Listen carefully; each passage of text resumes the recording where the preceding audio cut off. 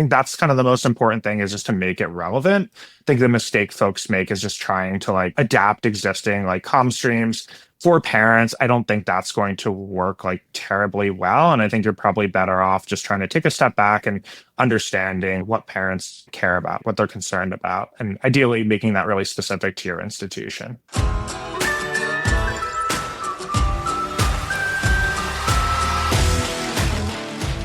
Welcome to The Application, a podcast focused on actionable takeaways to help you level up your marketing and enrollment management game.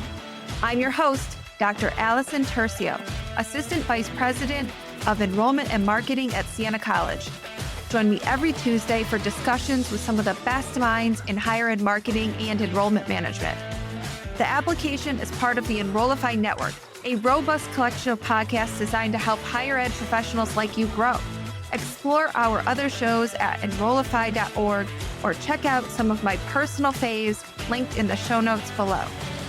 Enrollify is made possible by Element 451, the leading AI-powered all-in-one student engagement platform, helping institutions create meaningful, personalized, and engaging interactions with students. Learn more at element451.com.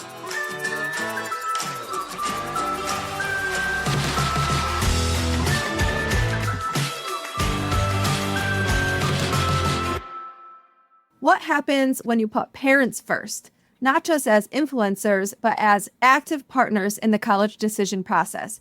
Joining me today is Will Geiger, co-founder of Scholarships 360 and a former admissions and financial aid leader. He's reviewed over 10,000 applications, led a merit scholarship program, and served on a financial aid appeals committee. So he knows what families are really looking for. Welcome to The Application, Will. Yeah, thanks for having me, Allison. Really excited to be here. Well, I wanted to kick it off with kind of a big question for you. What's the one thing you've learned from parents that totally changed the way you think about enrollment? It's kind of basic, but just how influential parents can actually be in their student or child's admissions process. I think about my own college experience. I'm a first-generation college student, and I wanted to attend a private out-of-state college with a very high sticker price that was intimidating for my family. My mom played a really big role in helping my family understand just how that could be an affordable option for me. I still remember her. I went to Wake Forest, calling the financial aid office at Wake Forest with lots of little questions just about my FAFSA and CSS profile, and helping to understand what work study might look like, understanding what, like, how manageable my student loan debt would be, which was just a huge, huge help for me as I was navigating, a very stressful process. I think that regarding the financial part of college admissions, it can be kind of just a little intimidating, or even seem like borderline inappropriate for students to be prying too much into their family's financial situation. And I think that's where parents can really play a big role in, being advocates for their students and, stewarding that part of the process. I always think there's such a huge opportunity for colleges to help parents have that conversation with their student. It's not an easy one to have about where are our limits, where are our comforts when it comes to the cost of college, what's going to be our piece, if any, what's going to be your piece, what's that impact going to look like? That's hard. That's a conversation that typically anyone has had with their teenager who's looking at colleges, right? So I feel like there's this opportunity for colleges perhaps to even help parents establish that conversation with their student. I'm thinking right now of a specific family at Kenyon. They came in during a visit program to sort of like personally appeal their financial aid package. And this person's daughter was really set at Kenyon at this point. They got accepted. They were at the visit program having a great time. And Kenyon just was not an affordable option for the family. And there was nothing that we could do as a financial aid office. And I just felt so bad for the student and for the family, but also at the same time thought that this is probably a conversation that could have been had earlier on before the student got had their heart set on Kenyon. And yeah, I think I completely agree. It's not like a fun conversation, but college is a very expensive, complicated thing to pay for. And it's not just the type of thing that, you get in and you'll make it work. Like that's like kind of an irresponsible way of thinking about it. And I think I think they're doing their children a disservice, their students a disservice if, they're just like, go ahead and like take out like, a bunch of student loans, go ahead and, attend this school, like even though we really can't afford it, and it's going to put big strain on our family. So we're talking a lot about how the parent often takes the lead when it comes to the financial side of the cost of college. How would you say parents are actually influencing and shaping the student's college decision? Yeah, I think it's even going like back farther, earlier on in high school. I think it's really interesting to think about like if you really like dissect all the different ways parents like, bring their own impressions and perspectives and influence that. So like some parents, went to college themselves and have like, preconceived notions about those colleges that they're bringing to the table. They, have family members, colleagues that have attended different colleges. They're bringing all those opinions to their student. When the college mail starts coming in and it's sitting on the kitchen table or in the student's inbox, they're going to be providing feedback on that. Even thinking about like, I know we were talking about visit programs earlier. A lot of times parents are going to be the ones taking time off work, driving, paying for flights, gas, hotels, arranging those like spring break, summer college, trips as juniors and sophomores. So they definitely have a say with, not, some students are probably doing a lot of that themselves, but I think for most students, parents are going to be very involved with that. And then in the actual application process, I sort of had a front row seat to that as a school counselor, where I saw, parents were, influential as far as providing feedback on college lists, helping students with essays, and then, ultimately like making those final decisions in, April, May of the senior year, when all the acceptances had come in. I feel like this is an evolution in parenting as well. You're a parent, I'm a parent. I think how we parent today might be different than previous generations. Actually, I know it to be true. I don't know if you've read The Anxious Generation, but part of what they talk about in that book is, of course, the cell phone use and the social media, but also our style of parenting that we're very focused on our children, right? There's not a lot of unstructured time. Well, the unstructured time is online, which is an interesting thing, but in person, there's not a lot of unstructured time. We're really structured in that way. So of course, the parents would be involved in the college piece of it as they have been for the student's entire childhood. Yeah, no, I'm familiar with that. I actually got to see Jonathan Haidt do a talk on that here in New York, which is really cool. And yeah, my daughter's only 2 months old. So still a little bit of time before thinking about college admissions. But yeah, it really, I think is makes you think. And I think it's good for parents to have a seat at the table, to be involved in their, child's process. I think that's a good thing to have a support system, but I do sometimes have concerns that this is sort of depriving students of an opportunity to be independent and self-sufficient. And it's such a tricky balance, just because I think in a lot of ways, college, first time for so many, for most young people to be away from home on their own. It's, a generally independent decision that they're making about the future of their lives, like, what they might like to do as a career or vocation, the type of location they might like to spend the next 4 years at. So I think it's a really tricky balance, just because practically, parents are going to be the buyers of the product while the students are the users. Well, again, maybe this is an opportunity for those of us at the institution side.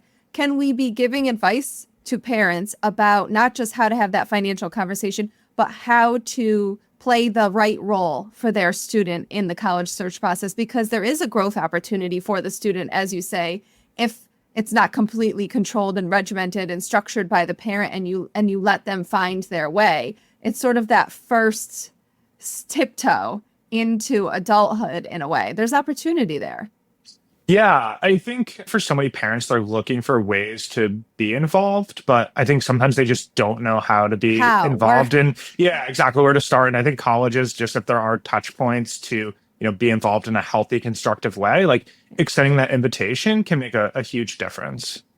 One of the things that's a huge challenge right now is generating student information and inquiries, right? So we've seen that some of the typical sources where we've gotten student information those are on the decline, or because of privacy issues, we don't get as much information. It feels like there could be such an opportunity here, perhaps to start with the parent first, because they might be the first ones actually thinking about the college situation and where might be good fits for my child and what should I think about. And I know that you all started collecting parent and family contact info right in the inquiry phase, and you were seeing a really strong opt-in rate. So one, I want to have your view on what are the different ways where we can get parent information, maybe even before the student information, and then what are the opportunities there to build trust with parents? Yeah, I know that every state has different data privacy laws. I know that's something our team has spent a lot of time on. Just like this year in January, New Jersey's went into effect. In July, I think it's Tennessee and Minnesota are going to go into effect. So it's a really complicated, shifting landscape that disproportionately impacts minors' data. So we're definitely excited about parent data. On our end, we launched this in January to include this as part of our student experience. So we're seeing 60% of students include that as part of their profile on Scholarships 360. And I think it's just a natural touch point at the intersection of higher ed and finances where parents are, kind of comfortable. And for us, we already knew that parents were using Scholarships 360. It's kind of funny. Sometimes we'd see, parents writing in as their students, which is just the other day that happened. Well, at least once a year, we get an email from a parent who says, we've got their student's info wrong because we're emailing the student messages to the parent. And I'm like, oh, no, we didn't get it wrong. When you filled out the application and the autofill put you in and you didn't catch it, it's like, sometimes the parents are there sort of acting as the student, right? Yeah, no, it's a very funny thing. I always find though, we are going to college, sort of explanation also always gives me a chuckle. I definitely think we're going to see more vendors, companies entering this space, thinking about parent engagement. I think that, if you're looking at more traditional types of marketing, on, Facebook or something, that there's more doors that are opened up if you're, not targeting, students who are minors. And I think just creating more more touch points for, supporting parents. I think one of the big opportunities is thinking about this early on in the process, creating some resources for sophomore parents, a checklist or something. I think that would be a really great way just to add value to those parents, and also, potentially generate more, parent inquiries for your institution. So extending that invitation, I think, makes a big difference. It's really smart because a lot of the traditional ways where we're getting sources of information don't include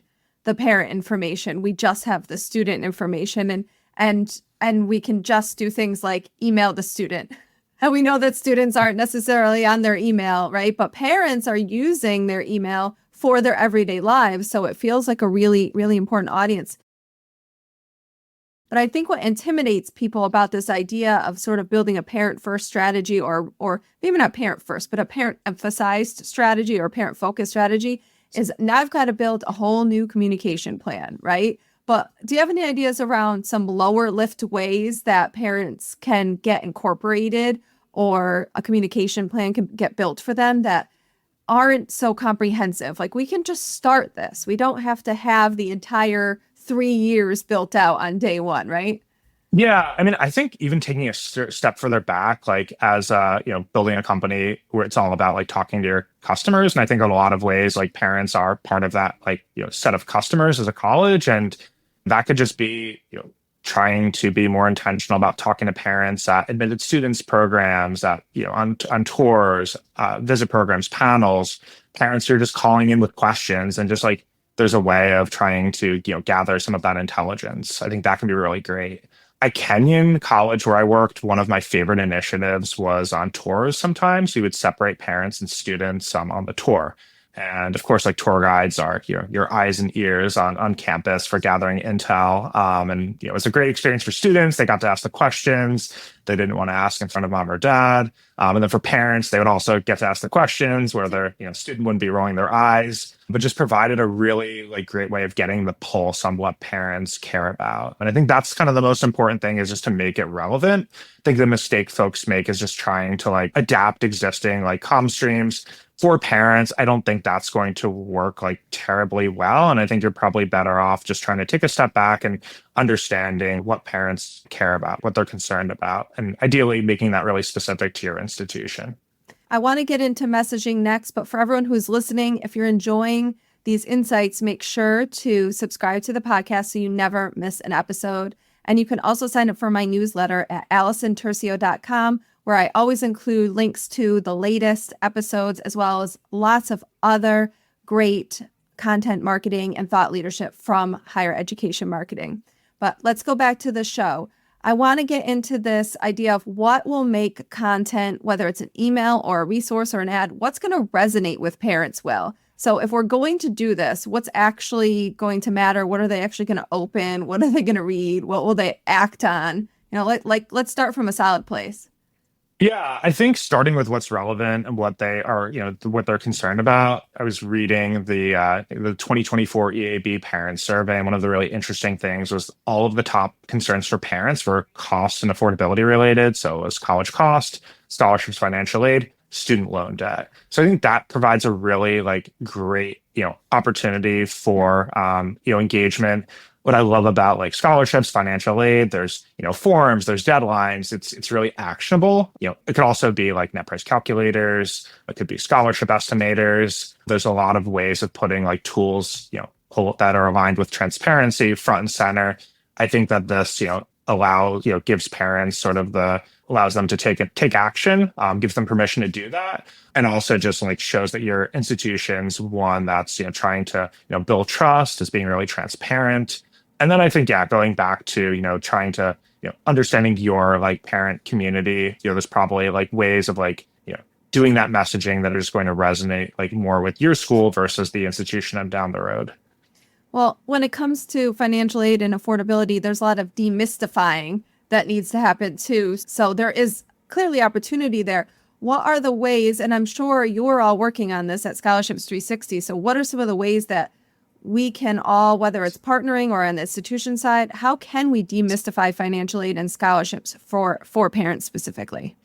Yeah, I mean, that's our number one for colleges, number one part of our mission. I think we see on the student side so many students and families just not considering colleges because of sticker price. I think the really good news is that and I guess that this is also the complicated news, is if you look at discount rates, for instance, I think and it always takes me a second, the NACUBO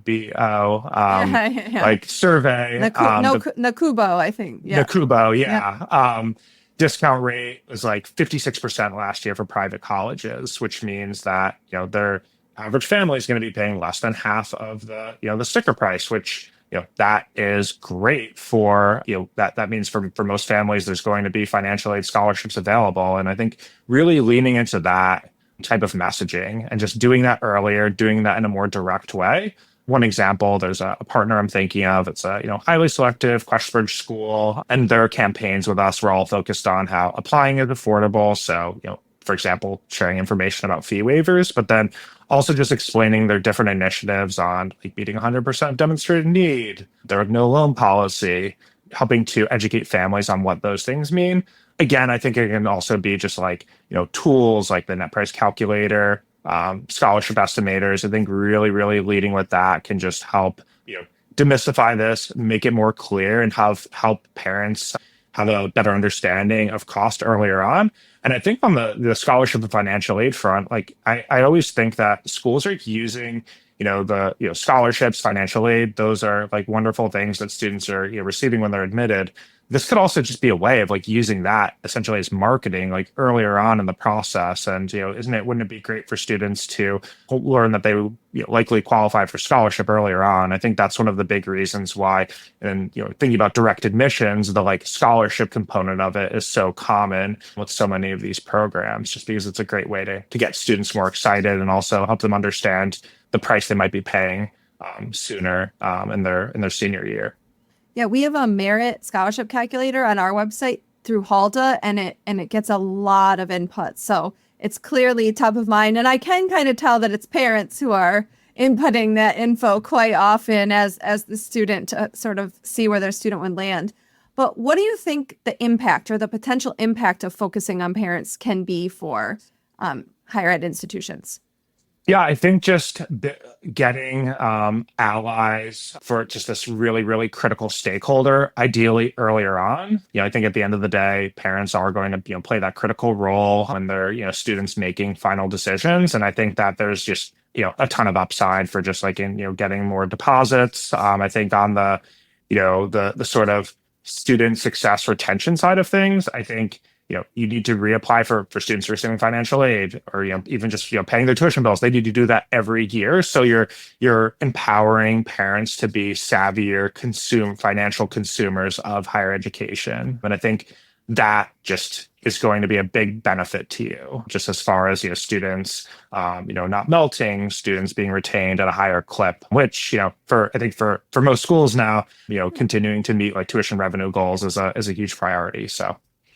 Absolutely. And where do you see all this heading, the parent involvement in the college search process, especially as parenting and families are evolving? And then we have all of this AI available too that could more personalize the process. Where's this all going, do you think?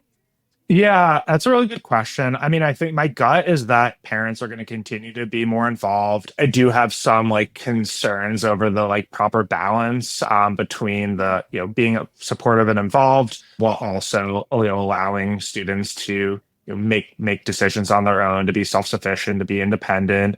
I think that colleges can play a really critical way in sort of shaping that conversation. I also think all this is just going to be fueled by this tailwind of like these data privacy laws that are going to make it harder to reach, students at the prospect inquiry phase. And I think that parent first strategies are going to continue to become, more and more common in the marketplace in a way for colleges just to, begin, conversations in a, more, in a safer legal way. Yeah, Jenny Petty, I think, coined the term from University of Montana of the search cliff. We talk about the student cliff, the enrollment cliff, but there's this search cliff happening because of the access to information. So considering parents and how you build out that strategy is a really proactive thing for all of us to be thinking about. Will, thank you so much. This was a lot of great real world insight. Thanks, Allison. Yeah, it was really great to be here and to share some of this. I really appreciate you having me on. And if people would like to connect with you or Scholarships 360, what's the best way? Yeah, so you can check us out, scholarships360.org. And I'm on LinkedIn, just Will Geiger, Scholarships 360. That's probably my primary social media channel for posting and sharing insights. We'd be always happy to chat with anyone about anything, at the intersection of financial and higher education. If you're listening and you haven't thought about your parent communication strategy lately, this is the sign to do it and to share it with the rest of your team that works on their parent communications. Until next time, keep testing, keep learning, and keep putting people at the center of your strategies.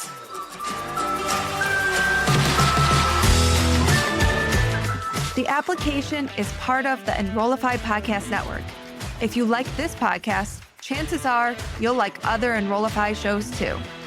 Our podcast network is growing by the month, and we've got a plethora of marketing, enrollment, and higher ed tech shows that are jam-packed with stories, ideas, and frameworks, all designed to empower you to be a better higher ed professional. Our shows help higher ed marketers and admissions professionals find their next big idea, and they feature a selection of the industry's best as your hosts. Learn from Jamie Hunt, Seth Odell, Day Kibbles, Jeremy Tiers, and so many other of your favorite higher ed leaders. Enrollify is made possible by Element 451, the leading AI-powered all-in-one student engagement platform, helping institutions create meaningful, personalized, and engaging interactions with students. Learn more at element451.com.